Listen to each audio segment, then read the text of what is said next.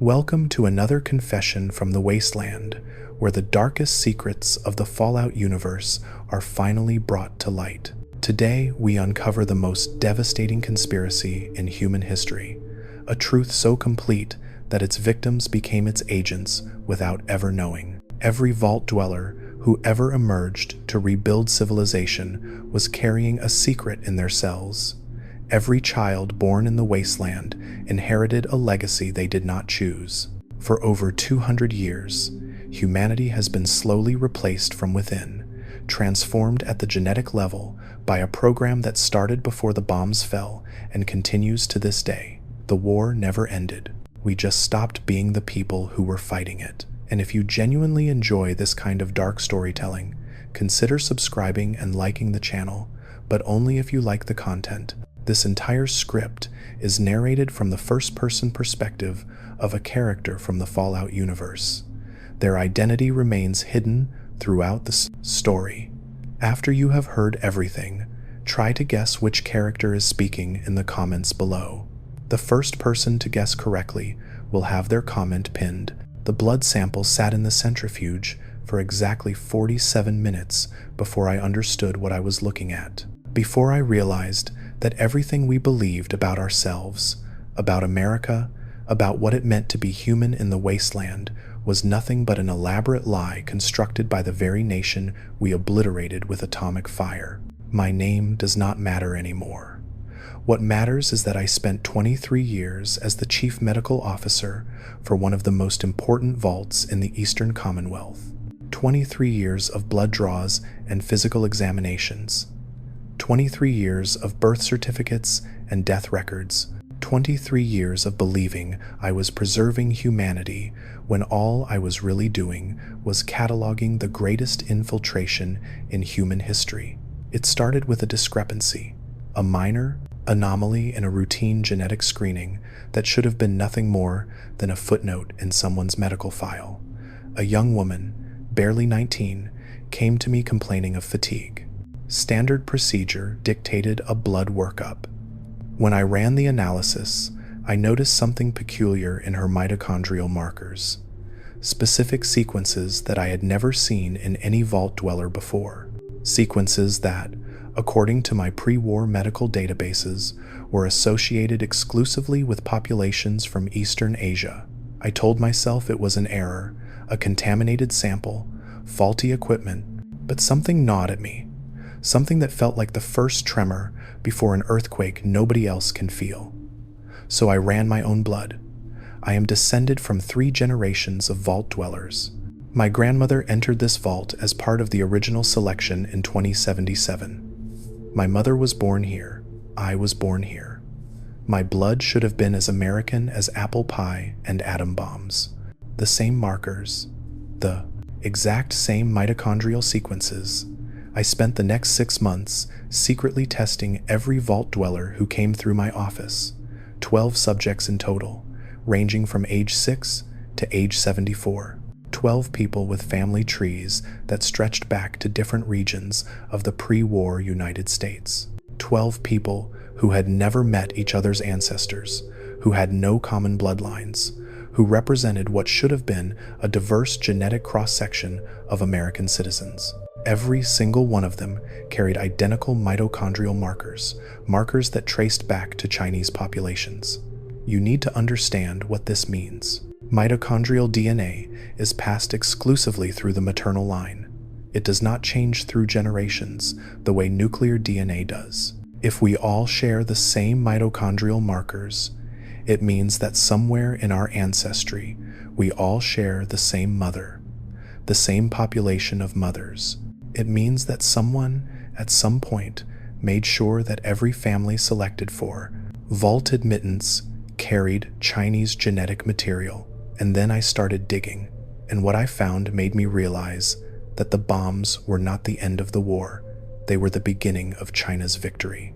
I need you to listen carefully now, because what I am about to tell you goes against everything you have ever believed about the world that was. You have been told that Vault-Tec was an American company, that it was founded by American entrepreneurs, funded by American government contracts, staffed by American employees.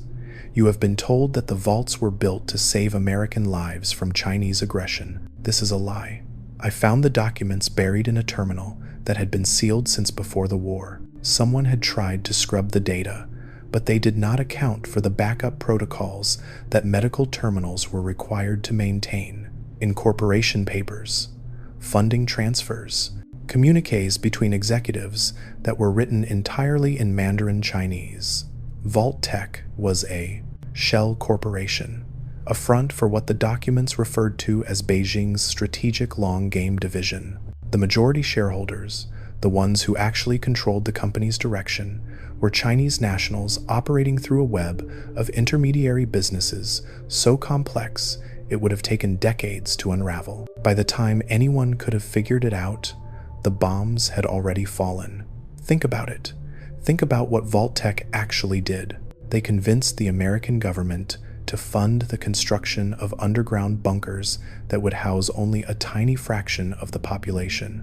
They convinced millions of Americans to compete for spots in these vaults, to see selection as a privilege rather than a condemnation. They created a system where the survivors of nuclear war would be entirely dependent on Vault-Tec technology, Vault-Tec supplies, Vault-Tec protocols, and then they filled those vaults with people who had already been genetically modified to carry Chinese DNA. The how of it is what kept me awake for months. How do you modify the genetic material of an entire nation without anyone noticing? The answer was so elegant, so insidious, that I almost admired it. Food additives. I found records from the Food and Drug Administration pre-war documents that detailed the approval process for new preservatives and nutritional supplements. Starting in 2050, there was a massive expansion in the number of additives approved for use in American food products. Flavor enhancers, texture modifiers, vitamin supplements, all of them developed by subsidiary companies that, when I traced their ownership structures, led back to laboratories in mainland China. These were not poison. They were not trying to make us sick. They were trying to make us different. Each additive contained microscopic genetic modifiers designed to be absorbed through the digestive system and integrated into cellular reproduction over years of exposure. One additive might do nothing. Two might do nothing, but consume dozens of them every day for 20 years. Your children would be born with Chinese genetic markers encoded into their mitochondria. The process was called gradual phenotype integration. I found the term in a research paper that had somehow survived in the Vault's scientific archives. The goal was not immediate transformation. The goal was multi-generational replacement. By the time the third generation was born, the genetic integration would be complete. The subjects would look American. They would sound American. They would believe they were American. But at the cellular level, they would be Chinese. And the vaults were the incubators. If you are still with me after hearing this, hit that like and subscribe button. You want to know how I can be certain about this. You want to know why I am not just another Wasteland conspiracy theorist raving about shadows that do not exist. I understand that skepticism. I shared it until I found the medical records. Every citizen selected for vault admittance was required to undergo a comprehensive physical examination. This was standard procedure, explained to the public as a way to ensure the health of the vault population. What the public did not know was that these examinations included gene therapy sessions disguised as immunizations. I have the records, hundreds of them. Each one documents the administration of what was officially classified as a broad-spectrum vaccine booster. But the chemical composition of these boosters does not match any known vaccine formulation. The compounds are consistent with retroviral gene therapy vectors, the kind used to insert new genetic sequences into a subject's cells. Every single person who entered a vault received these injections. Every single one of them had Chinese genetic material inserted directly into their cellular structure during what they believed was a routine medical procedure. We were modified before we ever set foot underground, and the selection process itself was compromised. The lottery system that supposedly gave every American citizen an equal chance at vault admission was a fiction. I found communications between Vault-Tec selection committees and external advisors whose names, when I cross-referenced them with pre-war intelligence databases, appeared on watch lists for suspected foreign agents. These advisors shaped the selection criteria. They identified families that had been consuming modified food products for the longest periods. They prioritized applicants who had received the most modified medical care. They made sure that only the most thoroughly integrated genetic subjects were admitted to the vaults. The random lottery was actually a targeted extraction. China was harvesting its own genetic investments before the bombs fell. And here is where it gets even worse. The vaults themselves, the experiments that Vault-Tec ran on its own population, they were not about social engineering or psychological research. They were about genetic expression. Think about the documented vault experiments. Vaults where the population was exposed to radiation. Vaults where the inhabitants were given psychoactive drugs. Vaults where the social structure was deliberately destabilized. Each of these experiments was testing a different variable in genetic expression. They were trying to determine which environmental conditions would cause the Chinese genetic modifications to express most strongly in subsequent generations. The control vaults, the ones that function normally, they were not controls in the way we think. They were baseline measurements. They showed what happened to Chinese genetics when the subjects were kept in optimal conditions. The experimental vaults showed what happened when you added stress factors. Every vault was a Chinese genetic laboratory. Every dweller was a test subject, and we never knew. I have spent months trying to understand the endgame. Why go through all this trouble? Why spend decades modifying American genetics only to destroy American civilization with nuclear war? The answer is in how the Wasteland has developed since the bombs fell. Who rebuilds civilization in the Wasteland? Vault dwellers. Who establishes the trading posts and the settlements and the governments? People with vault technology. People with vault knowledge. People who emerged from underground bunkers, believing they were the last hope of American society. Every time a vault dweller has a child with a surface survivor, they are spreading the Chinese genetic modifications. Every settlement founded by vault dwellers becomes a genetic beachhead. Every generation born in the Wasteland carries more of the integration than the one before. We are not rebuilding America.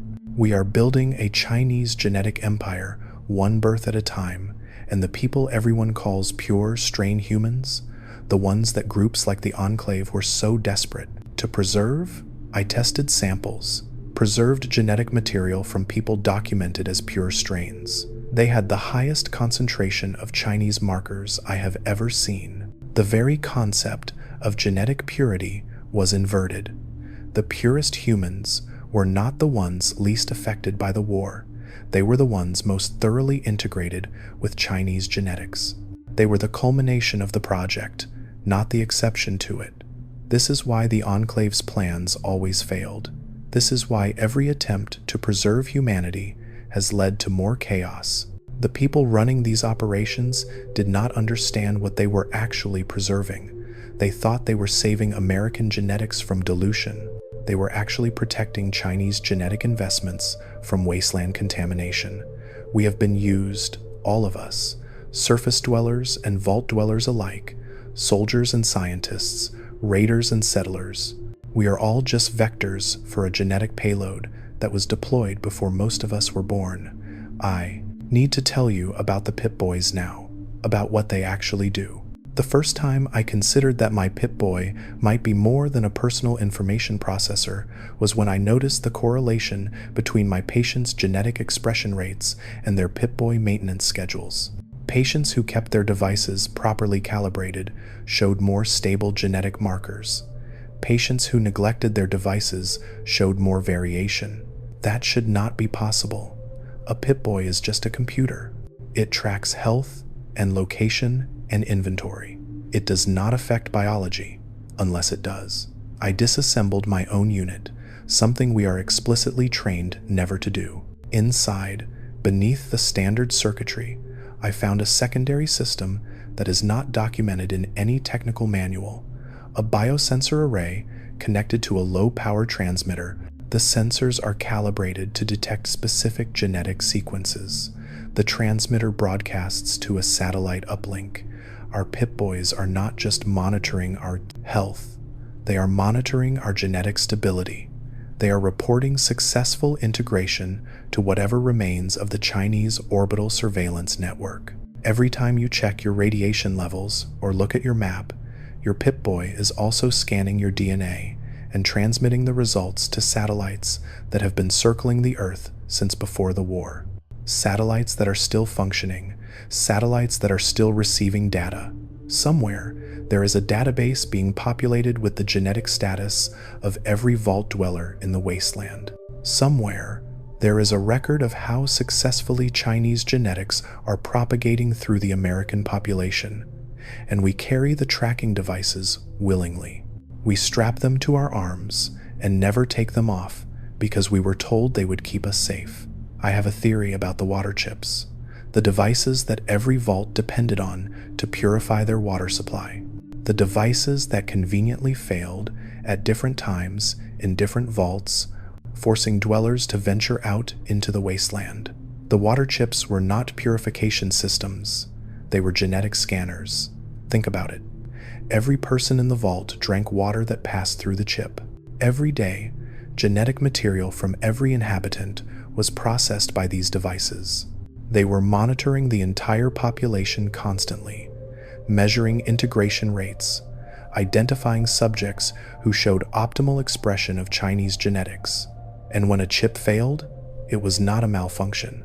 It was a triggered release. The chip had completed its assessment of the vault population. It had identified the subjects most likely to successfully spread Chinese genetics in the wasteland. It failed specifically to force those subjects outside, where they could begin the next phase of genetic proliferation. The vault dweller who leaves to find a water chip is not a random selection. They are a chosen specimen. The genetics they carry have been validated. They are being deployed. Every hero who emerged from a vault to rebuild civilization was actually a Chinese genetic operative who did not know their own mission. This is what we are. This is what we have always been. I know how this sounds. I know you are thinking that I have spent too much time in the recycled air of a vault, that radiation has affected my reasoning, that this is the paranoid rambling of someone who has seen too much death and is looking for meaning in meaningless chaos. But I have the data. I have the records. I have the genetic samples and the chemical analyses and the encrypted communications. Everything I am telling you can be verified by anyone with access to the right equipment and the willingness to look. The question is not whether this conspiracy exists. The evidence is overwhelming.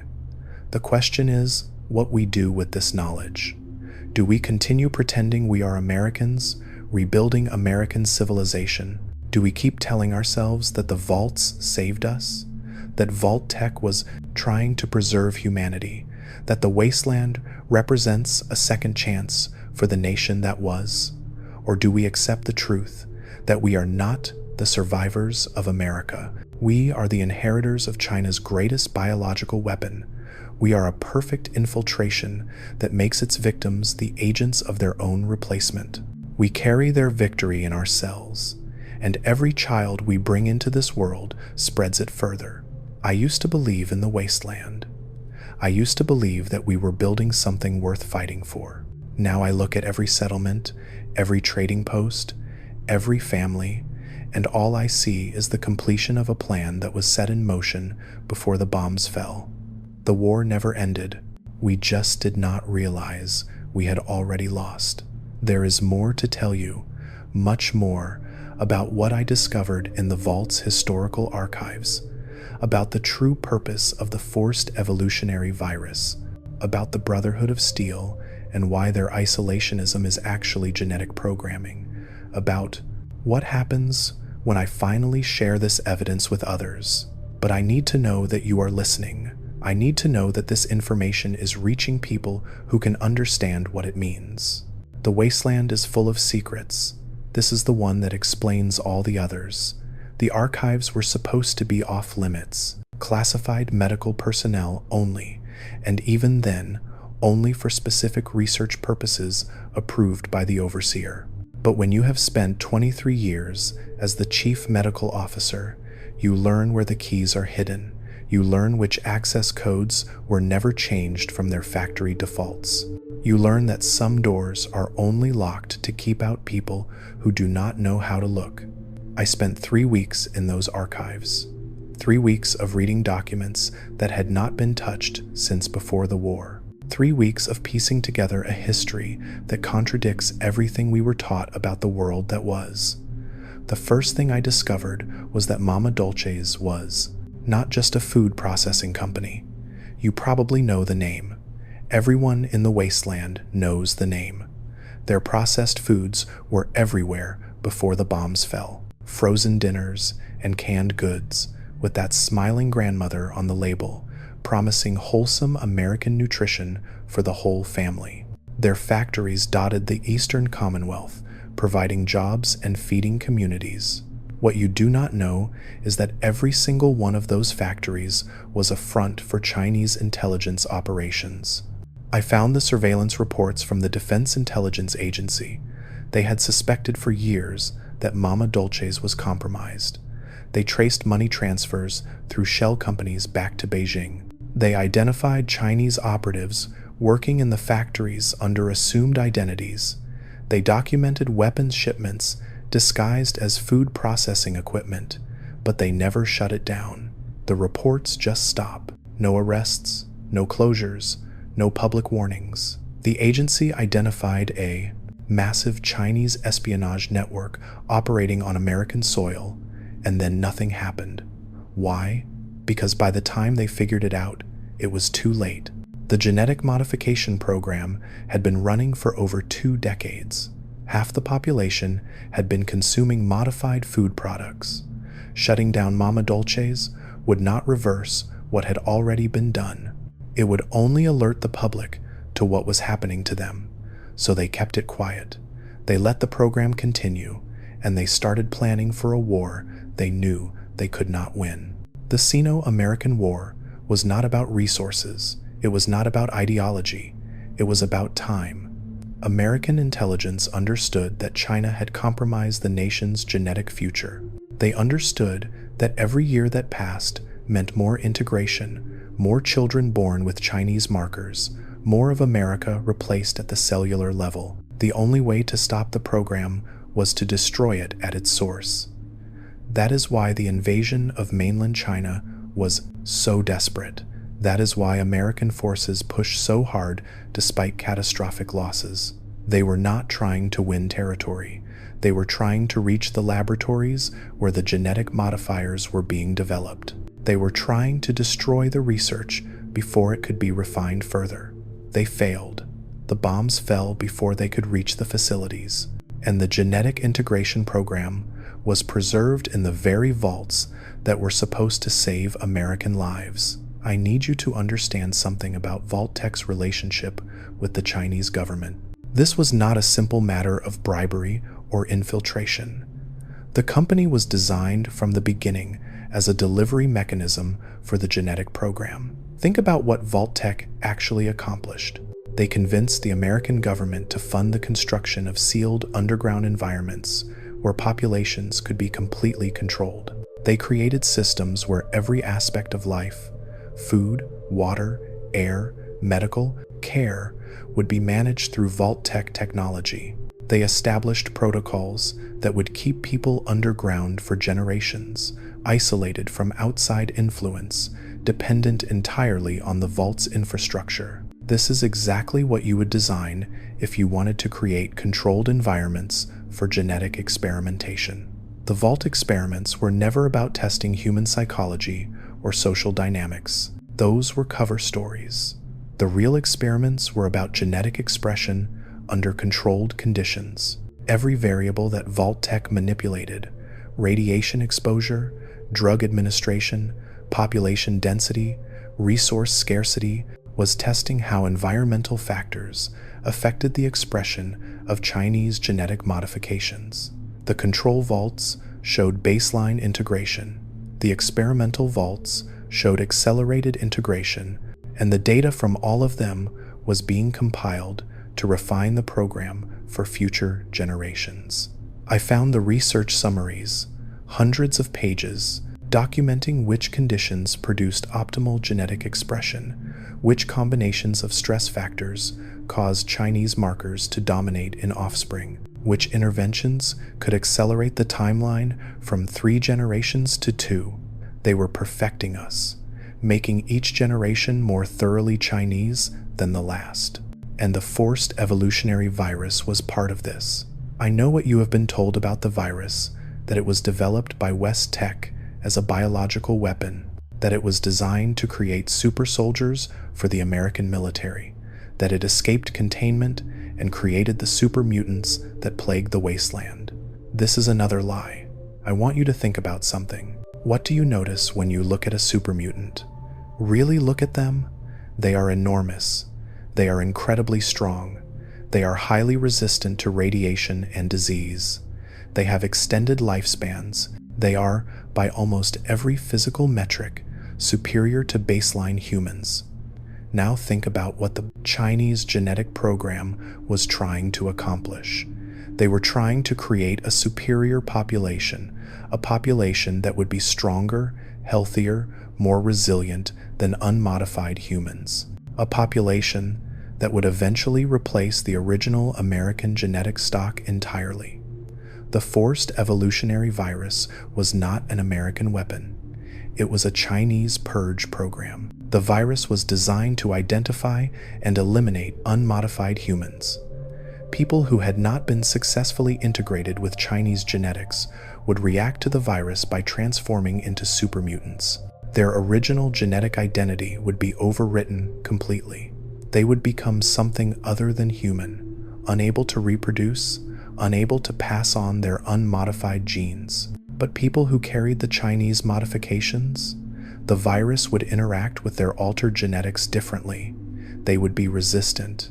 They might experience some effects, but they would remain human. They would remain capable of reproduction. They would remain capable of continuing the genetic program. This is why vault dwellers make better super mutant candidates than surface survivors. This is why the Master was so obsessed with finding pure strain humans for his army. He did not understand what he was actually selecting for. He thought he was finding humans with less radiation damage. He was actually finding humans with less Chinese genetic integration. The virus was eliminating the unmodified. It was purging the original American genetic stock while leaving the Chinese modified population intact. And it worked. Look at the Wasteland today. Super mutants are everywhere, but they cannot reproduce. They are a dead end. Meanwhile, vault dwellers and their descendants keep having children, keep spreading, keep populating every corner of the continent. The virus did exactly what it was designed to do. I want to ask you something. If you were going to take over a nation without firing a shot, how would you do it? You could invade, but invasion is costly. You lose soldiers. You destroy infrastructure. You create resistance that can last for generations. Even if you win the war, you might lose the peace, or you could replace them from within. Gradually modify their population until they become you at the genetic level. Let them keep their culture and their language and their beliefs. Let them think they are still themselves. But make sure that every generation is more yours than the last. By the time anyone realizes what has happened, it is too late. The replacement is complete. And the best part is that the replaced population will defend their new identity. They will fight and die for a nation that no longer exists because they do not understand that they are no longer its people. This is what China accomplished. This is what we are. The smell of recycled air has always bothered me. That particular staleness that you only find in vaults, where the same molecules have been breathed and filtered and breathed again for generations. I used to think it was just a minor irritation, a small price to pay for safety from the wasteland above. Now I wonder if that smell is the smell of our transformation, the smell of a population being slowly converted, breath by breath, into something other than what it started as. I need to tell you about the Brotherhood of Steel now, about why they really operate the way they do. Everyone knows the Brotherhood. Power-armored knights, hoarding pre-war technology, isolating themselves from the wasteland population, refusing to share their knowledge with outsiders. Most people think they are zealots, fanatics who worship technology the way some people worship gods. But think about their actual behavior. They avoid contact with outside populations. They refuse to interbreed with wastelanders. They maintain strict genetic records of their membership. They are obsessed with purity and contamination. This is not fanaticism. This is genetic programming. The Brotherhood was founded by soldiers who were stationed at Mariposa Military Base when they discovered the Forced Evolutionary Virus experiments. They were horrified by what they found. They rebelled against their commanders and eventually formed their own organization. But those soldiers had already been eating modified food for decades. They had already received the gene therapy injections disguised as vaccines. They were already carrying Chinese genetic modifications in their cells. Their isolationism is not a choice. It is an instinct. The modifications include behavioral programming that causes carriers to avoid genetic mixing with unmodified populations. The Brotherhood's rigid hierarchy, their collectivist structure, their obedience to authority, these are all expressions of genetic programming designed to maintain Chinese social patterns. They think they are preserving technology. They are actually preserving genetic purity, Chinese genetic purity, and they cannot stop themselves. The programming is too deep. It feels like conviction. It feels like purpose. They do not understand that their crusade is serving a nation that destroyed the world 200 years ago. Every faction in the Wasteland has been shaped by this. Every organization that rose from the ashes carries the imprint of Chinese genetic design. We argue and we fight, and we build our little empires, but we are all dancing to the same genetic tune. If this story has kept you listening this far, and you want more of these dark confessions from the Wasteland, hit that like button. It really motivates me to create similar Fallout lores. There is something else I need to tell you. Something about the super mutants that I have not shared with anyone. I managed to obtain tissue samples from several super mutant casualties. Raiders had killed them near our vault's perimeter, and I convinced the security team to let me examine the bodies for medical research purposes. What I found confirmed my worst suspicions. Super mutants do not have Chinese genetic markers. Their DNA has been completely overwritten by the Forced Evolutionary Virus. Every trace of their original genetic identity has been erased, but that original identity did not include the Chinese modifications. These were unmodified humans who were transformed by the virus. This is why super mutants are so aggressive toward vault dwellers. This is why they specifically target settlements founded by people who emerged from vaults. They are programmed to recognize the Chinese genetic markers. They are programmed to eliminate the competition. The virus did not just transform unmodified humans into monsters. It weaponized them against the modified population. It created an army of berserkers whose only purpose is to hunt down anyone who does not carry Chinese genetics. But the programming is imperfect. Super mutants are too stupid, too chaotic to effectively eliminate the modified population. They cause damage, but they do not succeed in their purpose. The vault dweller population keeps growing despite their attacks. I think this is intentional. I think the super mutants were designed to be a threat, but not a solution. Their purpose is to keep the modified population stressed, to keep them fighting, to keep them evolving. Stress accelerates genetic expression. A population under constant threat will adapt faster than a comfortable population. The super mutants are not trying to destroy us. They are trying to improve us. They are applying selective pressure that causes the Chinese modifications to express more strongly in each generation. We are being bred, refined, perfected, and the monsters we fight are the tools of our own transformation. I started documenting my research 6 months ago. Every blood test, every genetic analysis, every piece of evidence I found in the archives. I encrypted the files and stored them on holotapes hidden throughout the vault. I knew that eventually I would have to share what I discovered, and I wanted to make sure the evidence would survive even if I did not. The first person I told was my assistant, a young woman who had worked with me for 3 years. I trusted her. I thought she would understand. She reported me to the overseer within an hour. I was summoned to a disciplinary hearing, accused of misusing medical resources, accessing restricted areas without authorization, spreading paranoid conspiracy theories that could destabilize Vault society. The overseer did not want to hear my evidence. He did not want to examine my data. He wanted to silence me. And I realized that he already knew. The overseers have always known. They are the caretakers of the genetic program. They receive instructions through encrypted channels that regular Vault dwellers never see.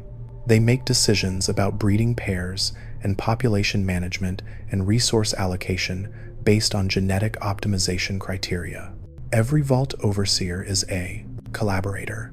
Every Vault is still being actively managed by whatever remains of the Chinese command structure. I escaped the hearing before they could detain me. I have been hiding in the maintenance tunnels ever since, recording this confession on a holotape that I hope will find its way to the surface, to someone who will listen, to someone who can spread the truth. The Vault is looking for me. I can hear them searching, security teams moving through the corridors, calling my name, promising that I will not be punished if I come out. They are lying. I know what happens to people who threaten the program, but I am not afraid. I am not afraid because I understand now that fear is part of the conditioning. Fear keeps us compliant. Fear keeps us inside the vaults. Fear keeps us from questioning what we really are. I am done being afraid. I am done being a vector for someone else's genetic victory. There is one more thing I need to tell you before I move on. One more piece of evidence that proves the scope of this conspiracy. I analyzed the birth rates among Vault dwellers compared to surface survivors. The numbers are staggering. Vault dwellers reproduce at nearly twice the rate of unmodified humans. Our fertility is enhanced. Our children are healthier. Our generational turnover is faster. This is not natural.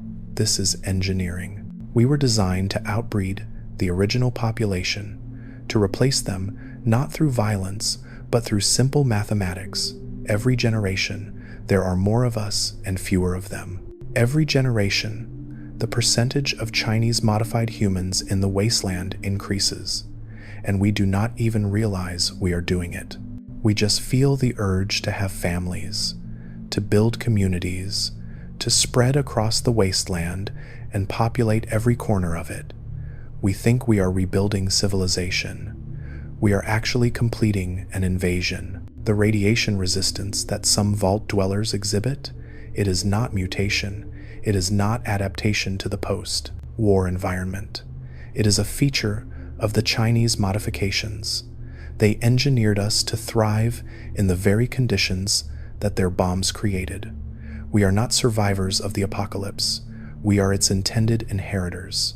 I have been talking for a long time now, sitting in this maintenance tunnel, surrounded by pipes and cables, recording my voice into a machine that will carry my words beyond these walls. I can hear the search teams getting closer.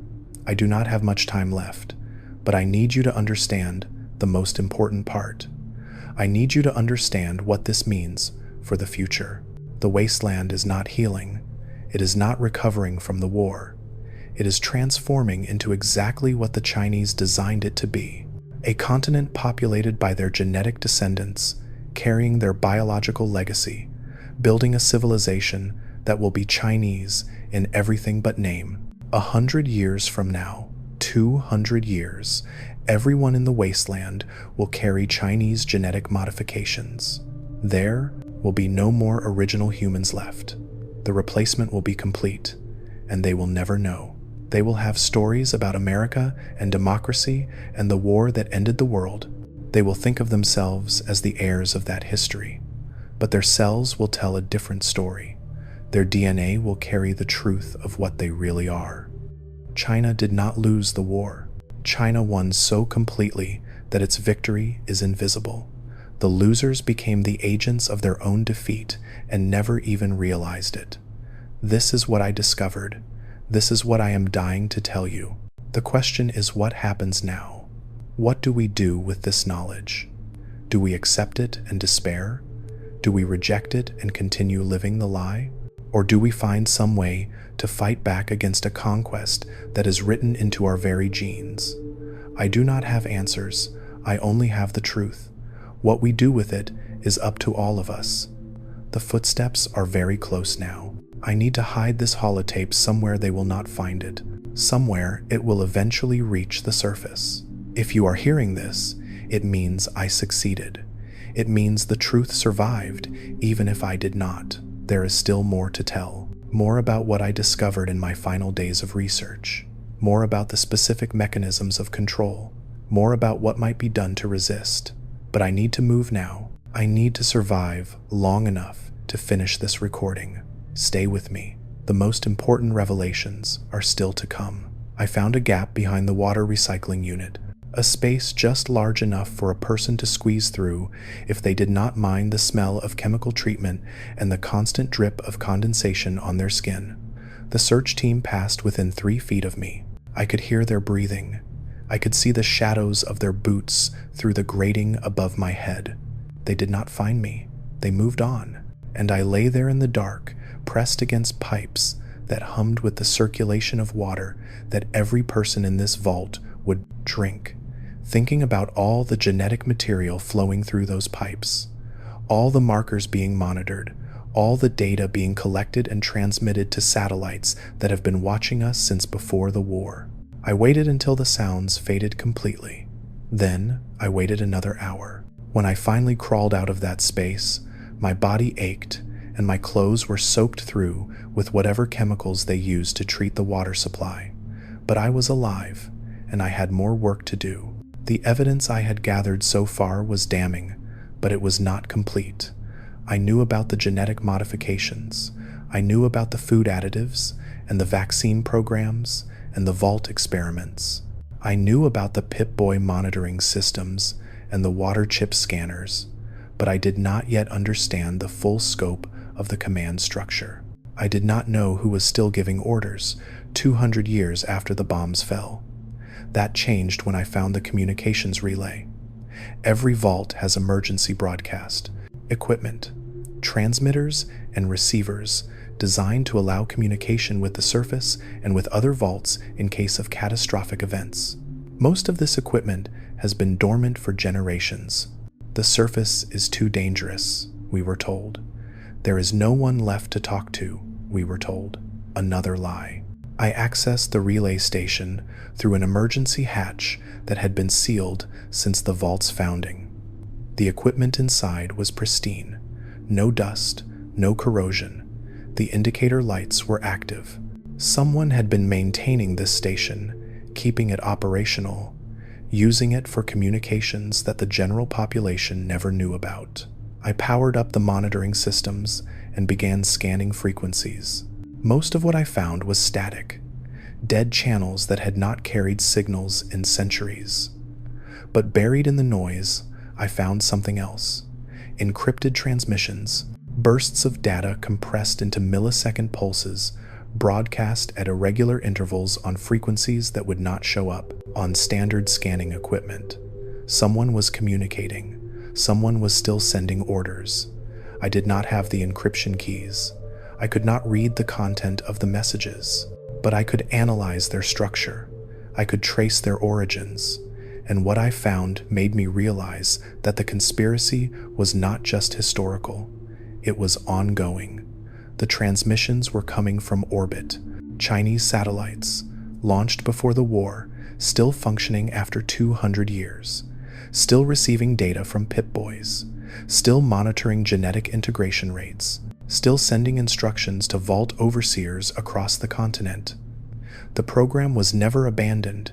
It was never interrupted. The bombs fell and the world burned, and humanity nearly went extinct.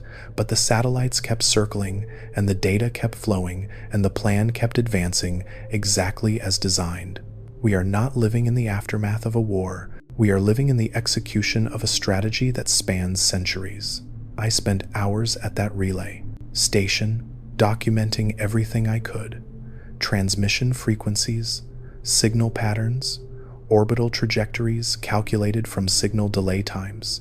I built a picture of a surveillance network that has been watching the Wasteland since the day the bombs fell, tracking the spread of Chinese genetics through the American population, adjusting the program in real time based on observed results. The overseers are not making independent decisions. They are following instructions. Every policy, every resource allocation, every breeding recommendation is being dictated by an automated system that is still optimizing for genetic integration after 200 years. And the system is patient. It does not need quick results. It can wait for generations. It can make tiny adjustments over decades that accumulate into total transformation over centuries. It thinks in timescales that human minds cannot easily comprehend. We are being managed by a machine that will never stop, that will never get tired, that will never decide the goal has been achieved. It will keep optimizing forever, making each generation more thoroughly Chinese than the last, until there is nothing left of the original population to replace. I need to ask you something now, something that might seem strange given everything I have told you. Do you think the Chinese people who designed this program were evil? I have thought about this a lot, lying in maintenance tunnels, hiding from search teams, knowing that my own vault has been turned against me. I have had time to consider the morality of what was done to us, and I am not sure evil is the right word. Think about what the world was like before the war. Resources were running out. Nations were fighting over the last drops of oil, the last deposits of uranium. Everyone knew that the current path led to extinction. Everyone knew that something had to change. The Chinese solution was to change humanity itself, to engineer a population that would be stronger, healthier, more cooperative, a population that could survive in a world of scarcity, a population that would not destroy itself fighting over resources because it would be genetically inclined toward collective behavior. Is that evil? Or is it just a different answer to the same problem everyone was facing? I am not defending what they did. I am not saying it was right to modify millions of people without their knowledge or consent. I am not saying it was acceptable to start a nuclear war to cover the program's tracks. But I am saying that the people who designed this were not monsters. They were scientists and strategists who believed they were saving humanity. They looked at the path we were on, and they decided to change our direction at the most fundamental level possible. They were wrong. They caused unimaginable suffering, but they were trying to solve a real problem.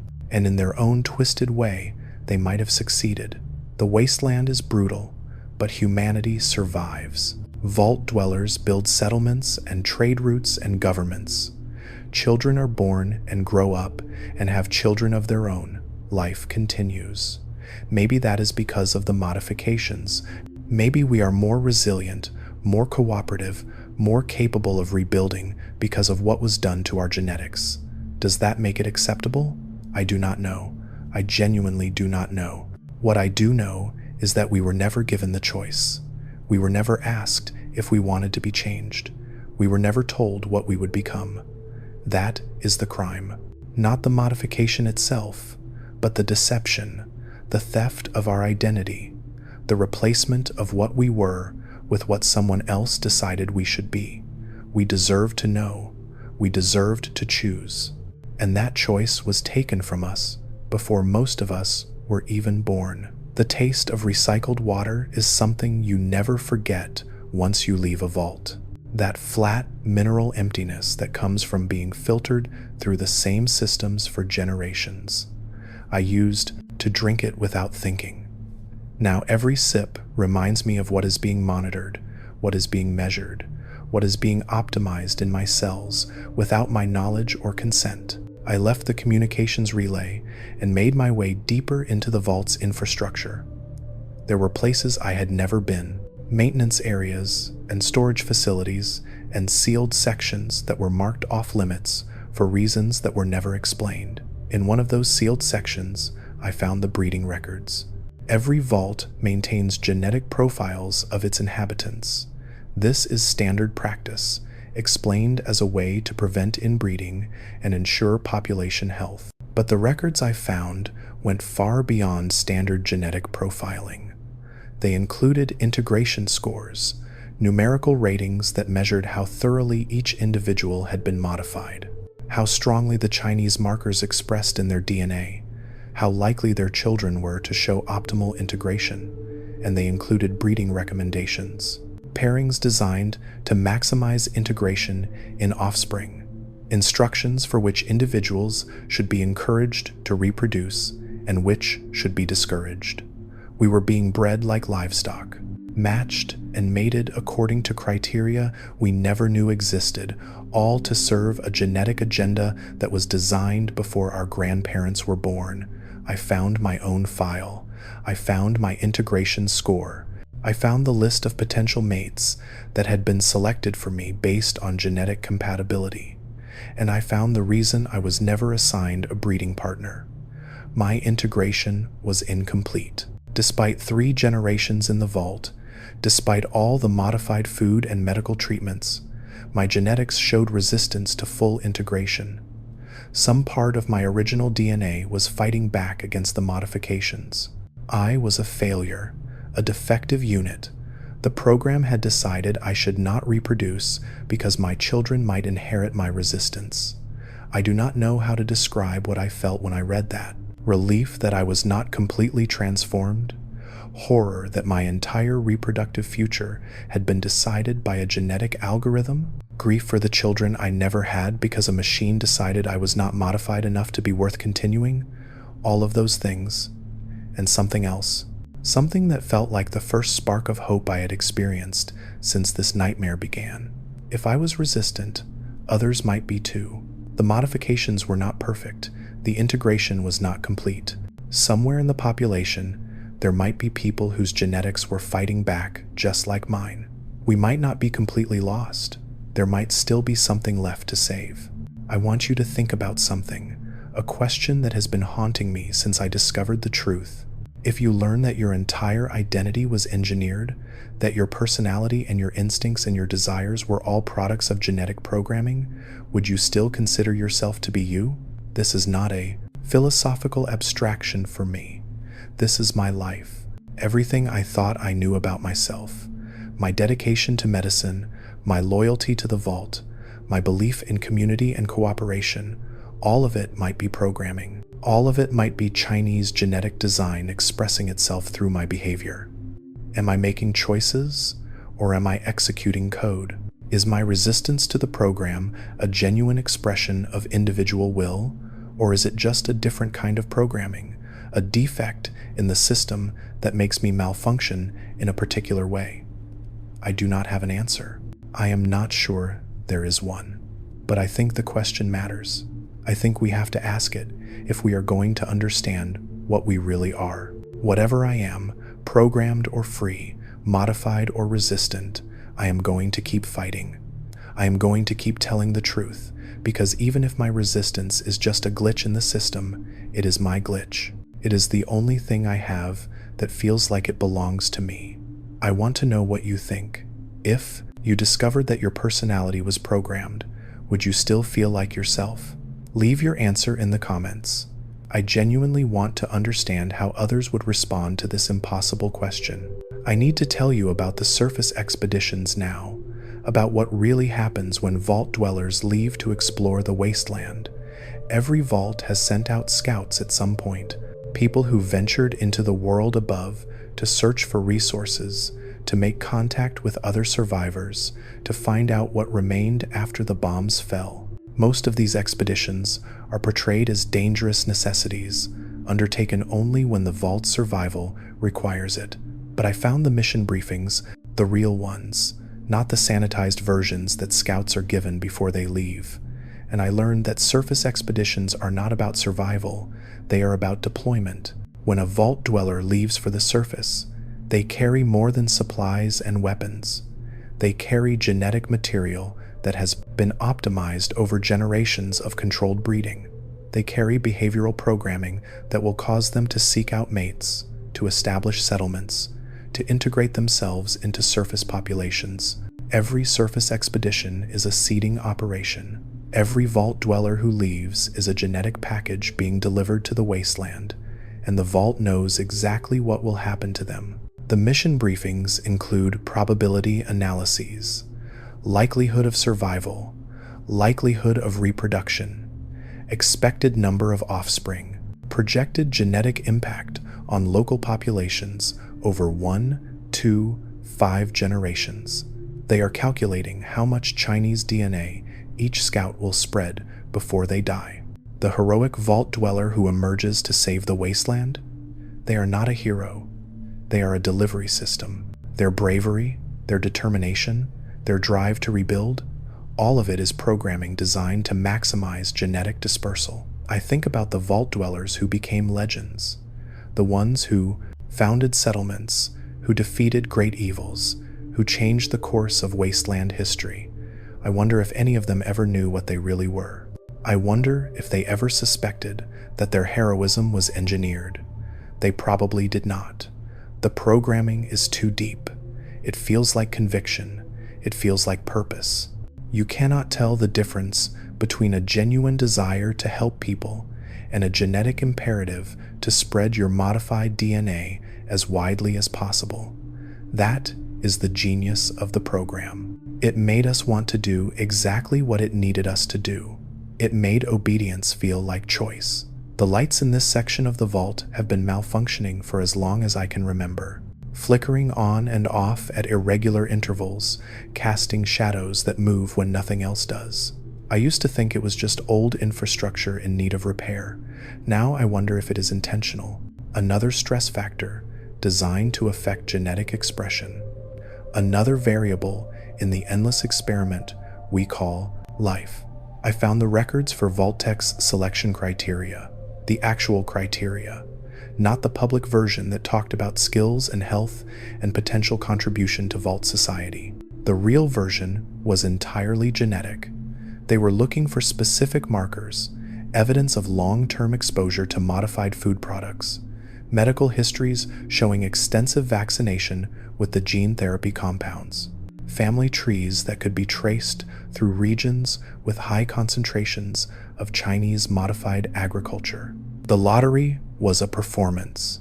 The selection committees already knew who they were going to choose before the applications were even submitted. They had been tracking modified families for years, watching integration progress across generations, identifying the specimens that showed optimal response to the program. Getting into a vault was not lucky. It was not a reward for preparation or foresight or civic virtue. It was a harvest.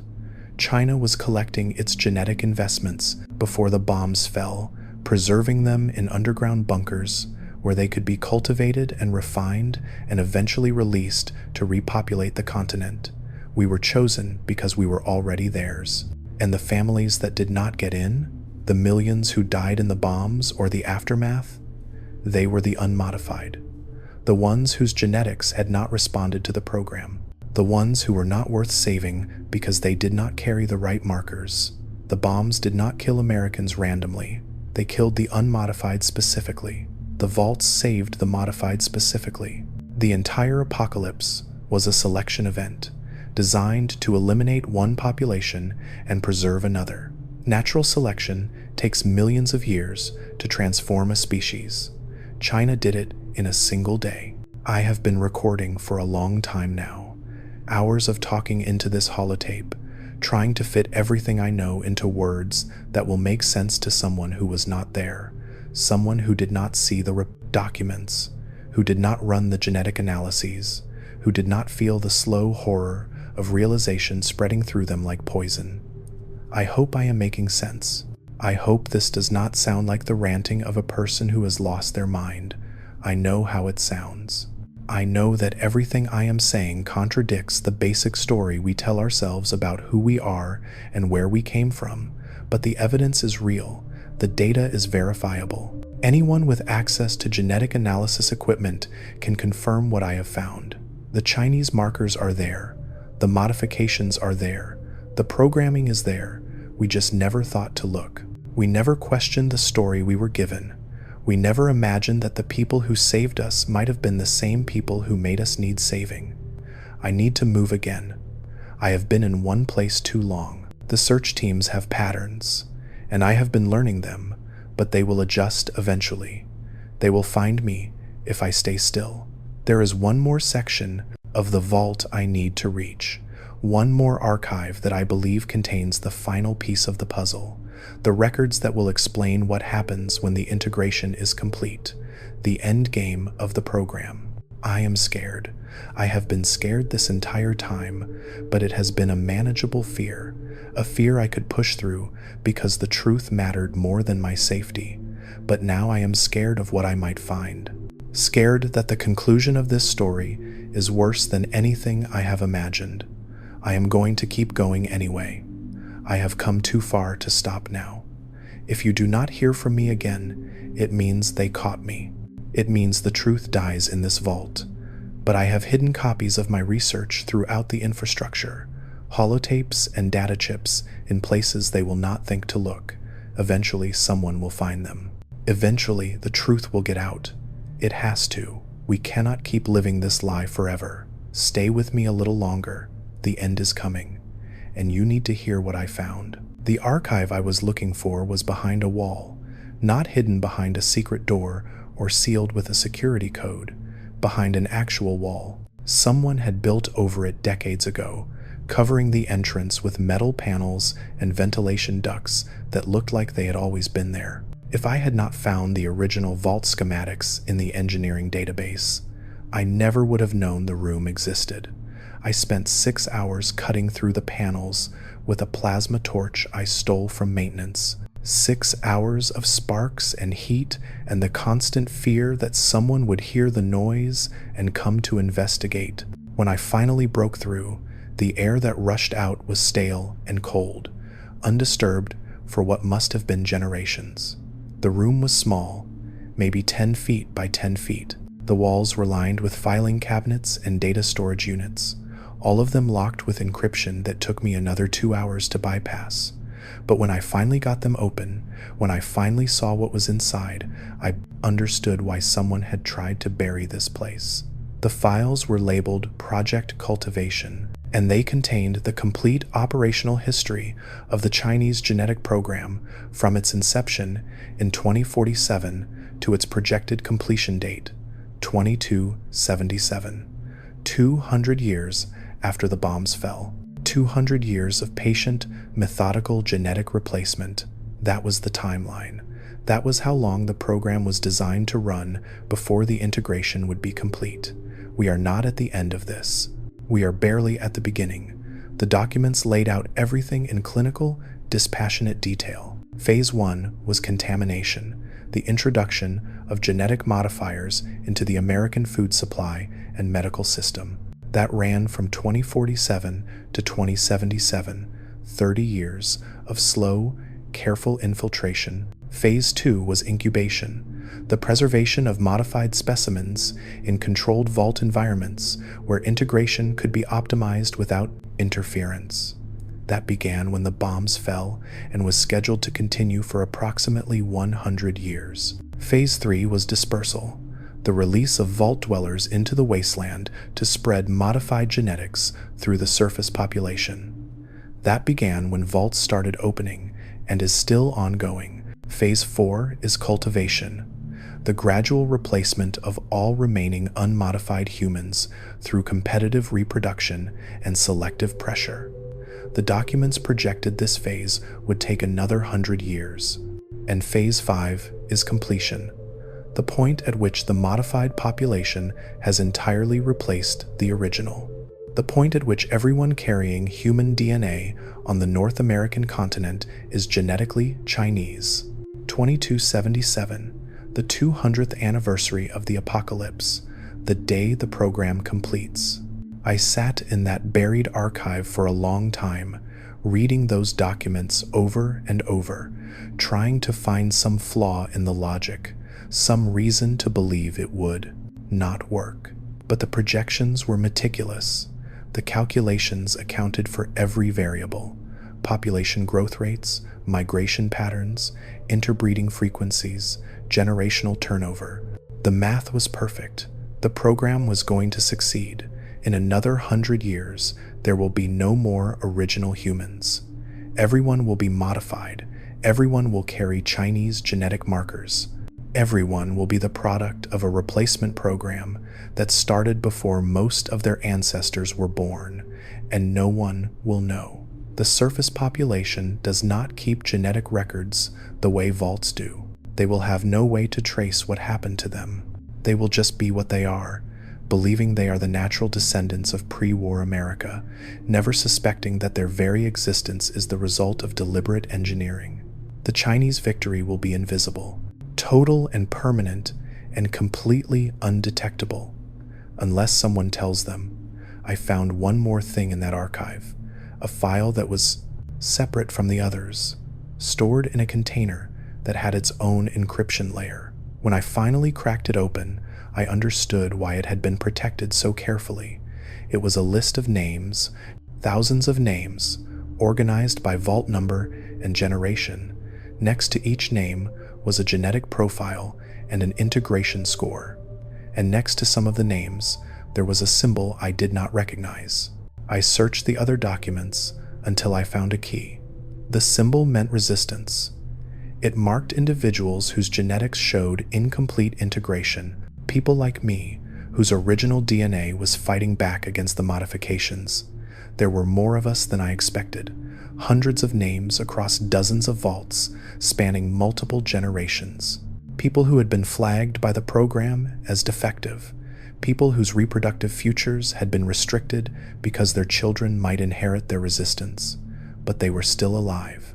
They were still in the population, and if they had children despite the restrictions, if their resistant genetics had been passed down anyway, there might be thousands of us by now, tens of thousands, a hidden population of people whose DNA rejects the Chinese modifications, people who might be capable of having children who are not integrated, people who represent the last remnants of the original human genetic stock.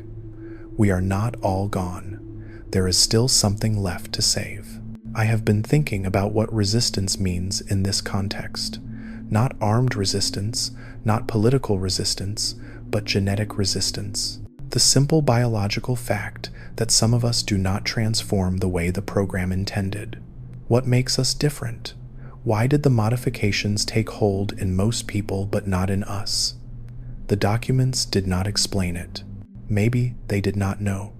Maybe genetic resistance is not something that can be predicted or controlled.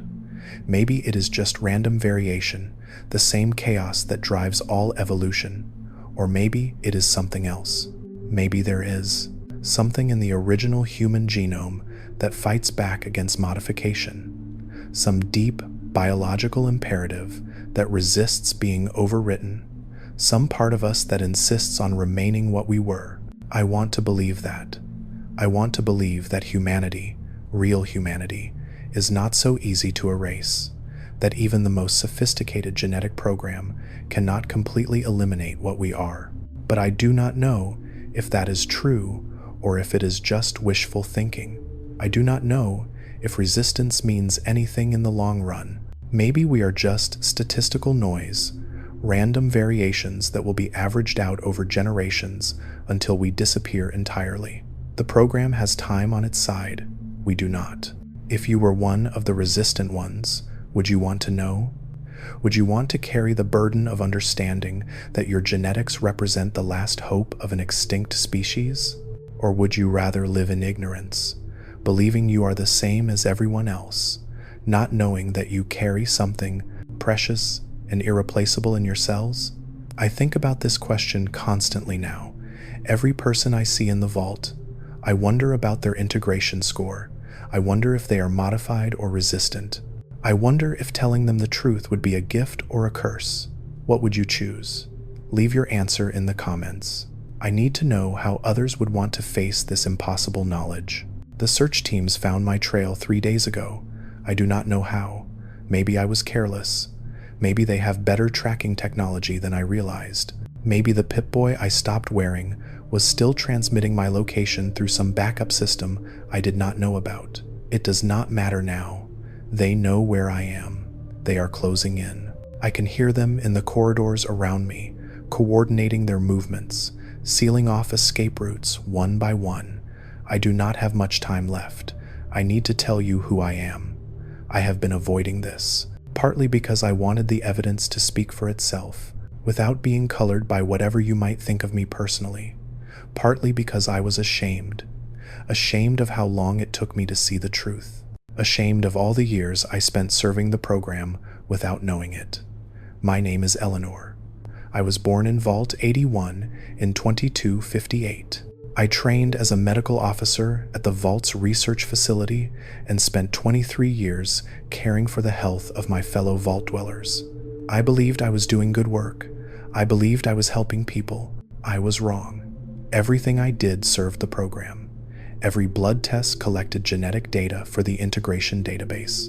Every physical examination updated the optimization algorithms. Every medical recommendation I made was shaped by protocols designed to advance Chinese genetic interests. I was a collaborator. I did not know it, but that does not change what I was. Every day, for 23 years, I helped the program move forward. I helped engineer the replacement of my own species. When I discovered the truth, I wanted to die. I wanted to walk into the reactor core and let the radiation take me before I could do any more damage. I thought about it for days.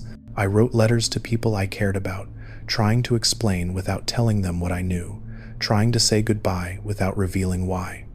But I did not do it. I did not die, because I realized that dying would not help anyone. The program would continue without me.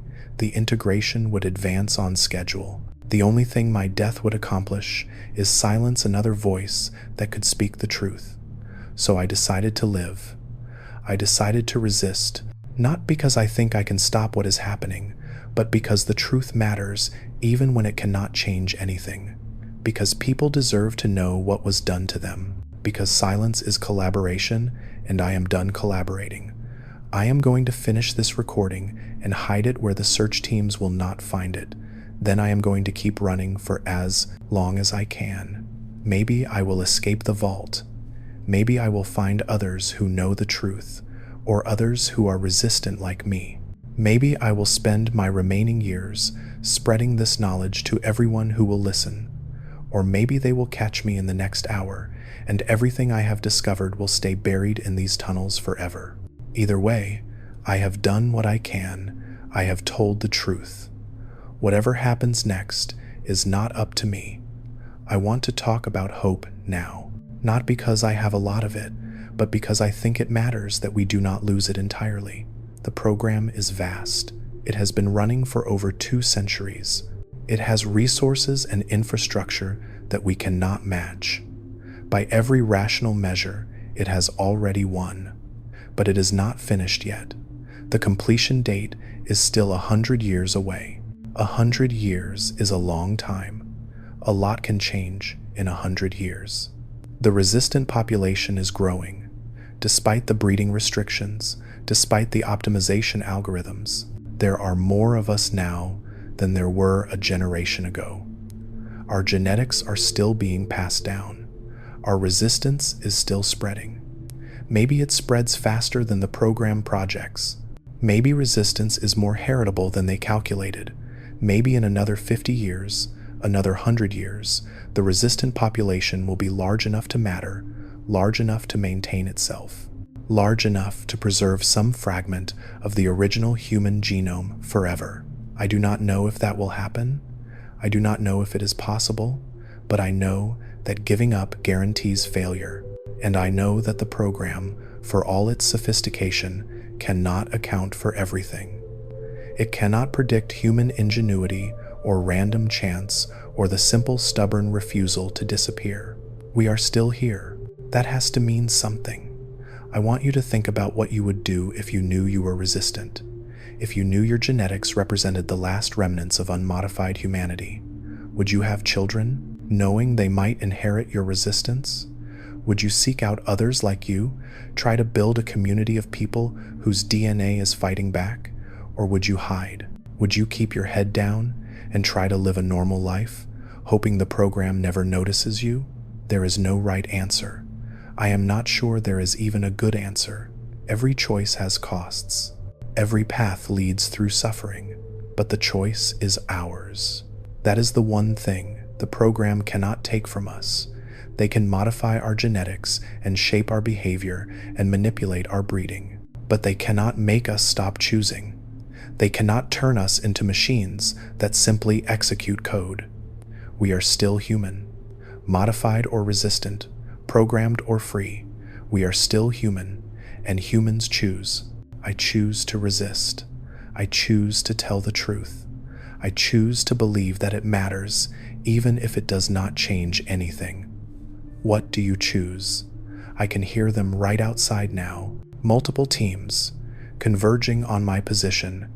They have been talking to each other over radio, coordinating their approach. Professional and methodical and completely certain they will catch me. Maybe they will. Probably they will. I am one person with no weapons and no allies and nowhere left to run. The odds are not in my favor. But I finished the recording. I told you everything I know. Whatever happens to me, the truth is out there now. Someone will find it. Someone will listen. And maybe that is enough. Maybe that is all any of us can do. Light a small fire and hope it spreads. Speak a truth and hope it echoes. Resist in whatever small way we can, and trust that small resistances add up over time. The program thinks in centuries. Maybe we need to think in centuries too. Maybe the resistance I am starting will not matter for 3 or 4 generations. Maybe my great-great-grandchildren will be the ones who finally have the numbers and the knowledge to fight back effectively. I will not be there to see it, but that does not mean it will not happen. I believe in the future. I believe in the people who will come after me. I believe that humanity, real humanity, is harder to kill than any program can account for. If this confession meant something to you, leave a like. It is the only way I know you liked the video. The door is opening now. I can see lights in the corridor, shadows moving toward me. I need to hide this holotape. I need to make sure they do not find it. If you are hearing this, remember what I told you. Remember the truth. Remember that you are more than what they made you. Remember that you can choose. This is Eleanor, Chief Medical Officer of Vault 81, signing off. Resist.